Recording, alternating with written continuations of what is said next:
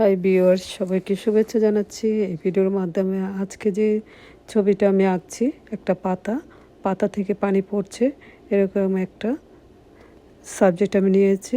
সাবজেক্টটা প্রথমে আমি ড্রয়িং করে দেখাচ্ছি।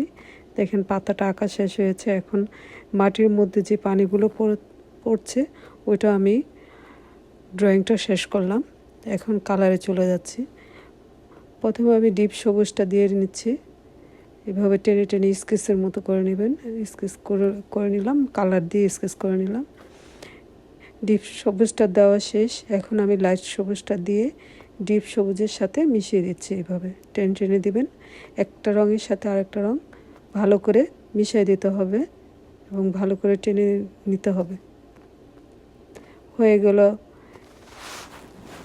কালারটা করা শেষ। এখানে দুইটা বাজ করা পাতাটা, একটা পাতা বাজ করার একটা অংশ শেষ হয়েছে, তারপর দ্বিতীয় অংশটা শেষ হলো। যেহেতু একটা বাজ আরেকটা বাজের উপর পড়ে আছে, এই জন্য একটু ডিপ সবুজটা আমি দিয়ে নিয়েছি দ্বিতীয় বাজটার মধ্যে। তারপর লাইট সবুজটা দিয়েছি, তারপর গ্রিনটা ব্লু কালারটা দিয়েছি, যেহেতু আলো ছায়া পড়েছে, আলো ছায়ার জন্য। এখন আমি পানির কালারটা করছি। পাতার মধ্যে যে পানির ফুটাটা রয়েছে ওইটা কালার করা শেষ হয়েছে। এখন মাটিতে যে পড়ছে পানিগুলো ওইটা আমি কালার করছি। এভাবে টেনে টেনে দিয়ে কালার করা শেষ হয়েছে সম্পূর্ণ ছবি।